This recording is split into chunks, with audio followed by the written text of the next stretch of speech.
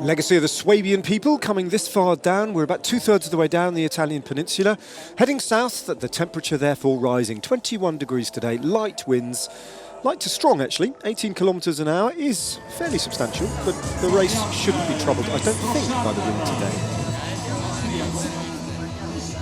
Yeah, I think they're up for it today, don't you? Samuele Rivi, I think it is, who's going on the offensive, and Bardiani and Androni go as well. That might be it. That might be it. It's quite a narrow road. They can block it quite easily here. Oh, yes, it is. Oh, it is Mark Christian. Mark Christian, yeah. Well, there we go. Mark Christian from the Isle of Man, who is in the breakaway. Simon Pello representing Androni Giocattoli and Umberto Marengo. Yeah, it's a stubborn sort of a day, isn't it? Yeah. It's just because of the climatic conditions. No other reason than that. They're not exactly giving themselves a day off. They're having to work pretty hard, especially on the front of the peloton. Here we go. These three riders now are about to be caught.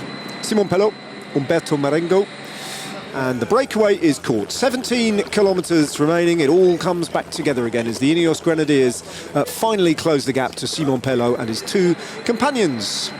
And there is Attila Valter, just finds a little bit of an opening. He's got a teammate. That's good. He's much further to the fore now. That's a much better place to be with 7.4 kilometres remaining. Yeah. It's not Alex Dowsett, but on the left-hand side it's Dries de Bont driving things through. They want to take this a right-hander in first place if they can. De Bont, well, shooting through this gap. Consoni has led out Viviani, drops away. Viviani is on his own now. Some of these sprinters getting isolated. Caleb Ewan only has one rider left with him. Pasqualon is there. Malia is there. Dylan Groenewegen's around about 20th place. Here they go now. It kicks uphill for about 150 metres. Intermarché try and launch one. And Dries de Bont comes to a standstill on there.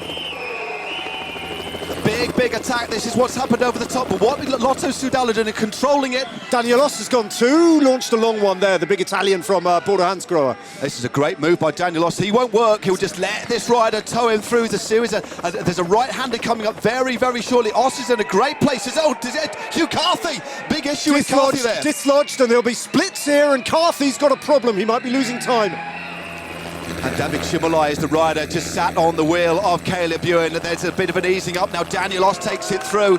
Albanese on as well. 700 metres to go. Danielos winds things up. This is one long line. Chimolai is on the wheel. Molano is moving up now. Max Canter is also there as well. Tim Merlier also in the mix. All the big hitters here. Caleb Ewan, then comes Chimolai, then comes Gaviria with Molano, with Ricchesi.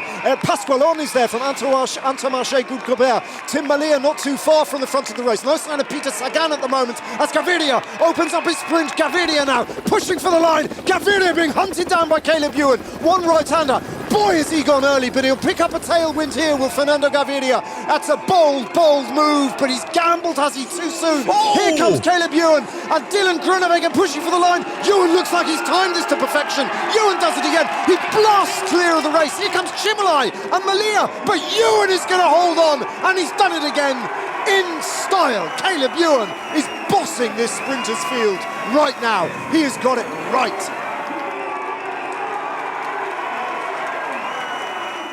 That's your top 10, though. Max Canter, indeed, in 8th place. Another good showing from Filippo Fiorelli in the colours of Bardiani CSF.